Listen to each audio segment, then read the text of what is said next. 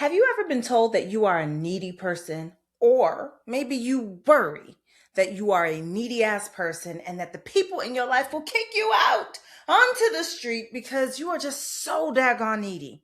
Well, this video is going to give you my number one tip for dealing with your own neediness. Are you ready? But first, we got to do the intro.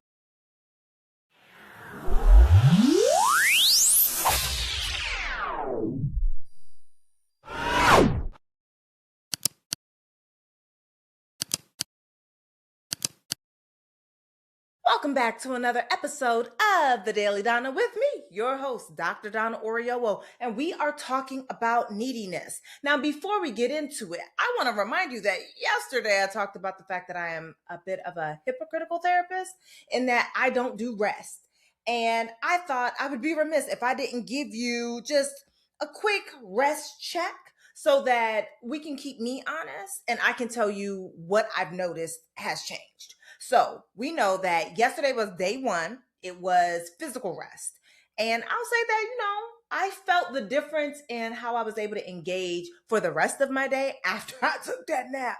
That nap was like, seriously, it was a lifesaver and it gave me enough space and grace and social battery to be able to go skating. I am learning to roller skate, y'all. I will report back on that one when I finally got it where I can skate backwards. Right now, I'm just trying to make sure I stay on my skates because yesterday I definitely fell. And I would say that it could be that, a little bit of tiredness, a little bit of trying to navigate space, and mostly just also trying to navigate body, right? Because it was really hot yesterday. It's March, it's early March. It shouldn't be this daggone hot.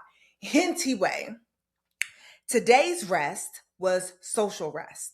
And I feel like it fell on a really great day. I don't have work today. I like to take every Wednesday off because that means that I never work more than 2 days in a row because the girl be thinking. Anyway, because I had today off, I usually what I end up doing is I end up on the phone all day. So I'm still engaging really socially with my friends, with my family. It's very easy for me to lose the entire day just being on the phone. This time did not do that. I made a conscious decision not to constantly be engaged with some other person. I took French this morning at 8, and but by 9, a girl got to do what she really wanted to do. And you know what I like to do? Watch YouTube videos. That's what I like to do. I like to watch YouTube user generated content, and I watched some stuff on Netflix. That was my day, and I feel really good about taking like a social break in that way because our girl's been going. We had company for Mr. Boothang's birthday. It's just been a going space, and it's nice that today was a day of respite and a day of no. We're not having any conversations.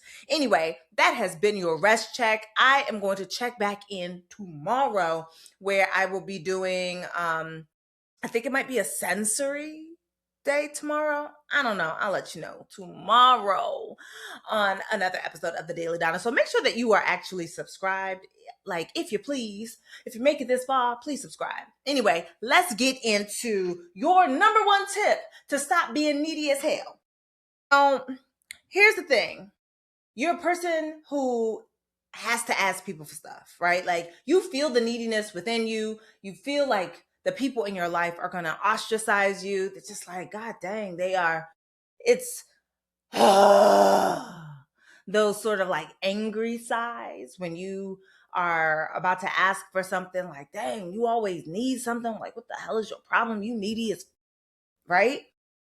When that is the constant thing that you're told, it can make it hard for you to hear what I have to say next about how to stop being so damn needy. But my number one tip is for you to stop asking that person. I know, crazy. The person that you're talking about, the one that huffs and puffs and breathes like you are the bane of their existence, that's not a person that you need to be asking, because here's why. There's a difference between being a needy person and being a person with needs. And usually the difference is who you're talking to. Yes, beloved, you are allowed to have needs. You are allowed to express those needs. You are allowed to see about trying to have those needs met. There's only so much that you are able to do as an individual. And I recognize that everybody wants every individual to solve their own individual problems, as though most of our problems are not systemic, meaning there's a system that pushed it forward, and as though most of the ways that we can solve a lot of these problems are collective. A lot of people who are telling you they pulled themselves up by their bootstrap got a loan from mommy and daddy in the amount of about $1 million. So you having a need for someone to, like, asking somebody to share something out, or to link you up with somebody else, or whatever it is the need is that you have been able to successfully identify, and now you're thinking yourself needing, I need you to pause. I need you to pause, because I want to know whether or not the characterization of you as a needy person came on the micro, mezzo, or macro levels. And what I mean by that is, was it a one-to-one relationship? Was it like the neighborhood has a way of making you feel this way, or like the place where you grew up? Or does it feel like it is society, large, big sound, like it's from the big sound stage of it all? Like, did it come from the people, right? Because there's a difference, usually the difference between the people that we see as a person with needs and the people that we see as needy is also a difference between who we give the honor of personhood to. And some people do not get personhood. So people who get personhood, now, if you don't know, I'm the author of Drink Water and Mind Your Business, The Black Woman's Guide to Unlearning the BS and Healing Self-Esteem. This is one of those things that I talk about in the book, particularly in chapters 1 through 4.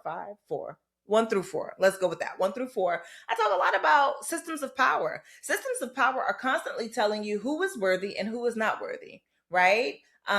Who is worthless and thus doesn't have the right to have any of their needs met. And in that book, on chapter 3, I talk about Maslow's hierarchy of needs. A lot of us, we've heard about it. Here's a picture. And this Maslow's hierarchy of needs tells us that in order for us to self-actualize, to get to where we want to go, we actually have to have those bottom needs met, which means a girl constantly needs to eat, to have some sex, have some water, have shelter, have whatever, and then can start thinking about safety, right? We think about it as meet the base and go up each level until you are self-actualized up here at the top.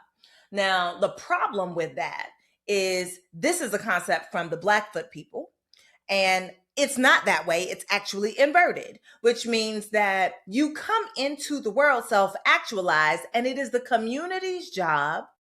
It is the community's job. It is the community's job to help meet your needs. That means that you were never intended to do it alone. The community helps to make sure that every member has shelter, has food, has something to drink, has safety, has esteem, because we esteem you. It is our jobs to help you maintain the self-actualization that you came in with. The problem is that when you flip it on its head the way that Maslow did, and when you add plus power, right? Let's call it color power.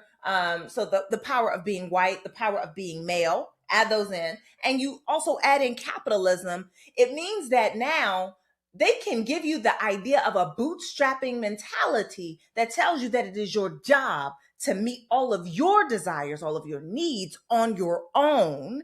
And that anytime you ask for somebody else, you are the individual failure in this systemic failing. It's a lie. It's a lie, friend. It's a lie of epic proportions, and that's part of the BS that you must unlearn. Because as long as you are in a space of thinking that you are needy, it means that you will get into a place where you continue to quiet your voice and you become unable to know, name, and seek help for your needs. When a person is telling you that you are needy, because yes, we do have to turn this conversation around. When a person is telling you that you are needy, what they're really trying to say here is, I do not have the capacity or the resources to meet your needs. That is a different conversation. And I would like for some of us who are looking at people like, dang, You always needy something. You just needy. I need some of us to go ahead and get it together. I need us to get it together because we need to be able to take ownership of what's going on for us without laying blame at somebody else's feet. It's okay for that person to say, hey, I need you to read this. I need you to do this. I need you to be here. It's okay for them to express the need. It is also your job to express a boundary. If you don't have the resources, and when I say resources, most people hear money. That's not what I said. That's what you heard. When I say you do not have the resources, what I mean is sometimes you don't have the money, you don't have the time, you don't have the energy, you don't have the space, you don't have the mental capacity, you don't have the emotional capacity. You are depleted, you are exhausted, whatever it is. It's okay for you to be able to say, actually, I am unable to do that, right? It's okay for you to say no to a need. The problem is not where you say no to a need, it's where we blame the person that expressed one. What we're doing is taking away the power of their voice to be able to name a need. And that's messed up. It's jacked up. And I wonder who told you that you weren't supposed to have needs, that now you've decided to pass on that really messed up message to someone who trusted you enough to name a need. Look, children, when they come into this world, they are constantly a one in need, right? They cry for everything: change my diaper, feed me, hold my hand, rub me to sleep. This world is too loud. This world is too cold. This world is too hot. Whatever. If they're uncomfortable, you're going to know they're going to cry. They're going to express a need. And yet, low key, high key, I've almost never heard, and I have to say almost because some of y'all people outside are wild. I've almost never heard someone say that a baby is needy. They simply note that the baby has needs.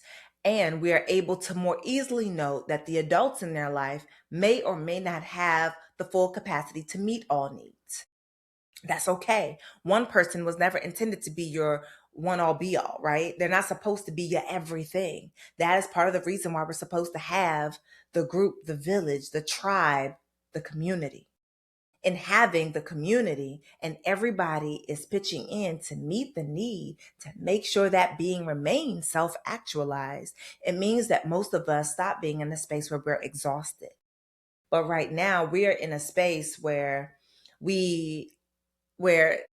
distance has been manufactured, and we are placing services in the space of where the community used to fill in, right? It's the use, like, I think the saddest thing I've seen is people using AI like a friend, right? Using AI like a therapist, though I understand that there are financial reasons why. Using AI like a boyfriend, a girlfriend, a husband, a wife, a lover, whatever. And I think that while we're placing all these services in, while we're placing ways to entertain ourselves, to distract ourselves, while we are working so much because everything costs more than what it did, but the money doesn't go as far as it used to. While we're doing that, we're continuing to create distance. And that means that when a person expresses a need, we are that much more likely to feel some type of way about the fact that they had some goal that was completely unmitigated to express that need to us.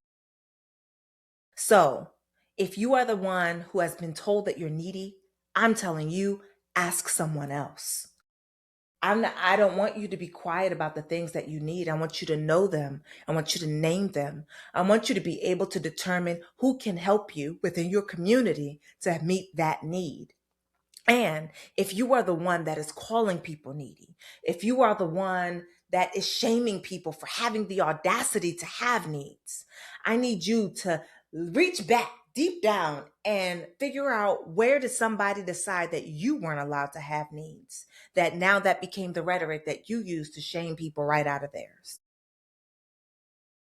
I know my tip is probably not what you were expecting, but that is the way that we stop being needy. We stop being needy by having our needs met by people who have the resources to meet them, which means that we don't stop having the need.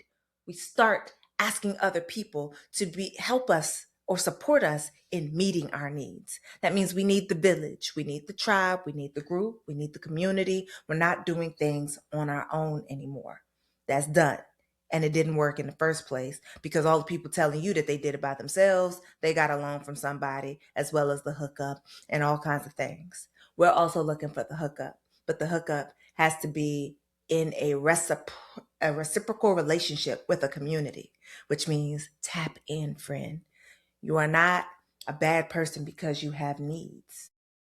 But the way that we express those needs, who we express those needs to, and how often we're going to that person without making sure that we are pouring back into them, that will be our moment of stopping, stepping, and maybe reflecting. All right, that has been your tip on how to stop being needy. I hope that you have learned something here. I want you to go ahead and tell me in the chat below, what's one need that you've been needy to say? What is one need that you have found yourself having? And if you're feeling like expressing it, have you been a person who's told people that they're being too needy? Or have you been told that you're too needy? That is our episode for today. I am Dr. Donna. This is the Daily Donna, and I hope you learned a little something today. And if you made it this far, tell me the last drink you drank. For me, it was water. But what I really want to tell you about is this extra fresh orange juice that that my husband bought from Wegmans. Have you ever had the fresh orange juice from Wegmans? Now, this is a treat because that is expensive, but it is also quite delicious. So go ahead and tell me the last drink you drank that you drank. And you know where we're going to be. We're going to be here tomorrow because this is the Daily Donna, where we have those conversations with a slightly therapeutic edge. Bye.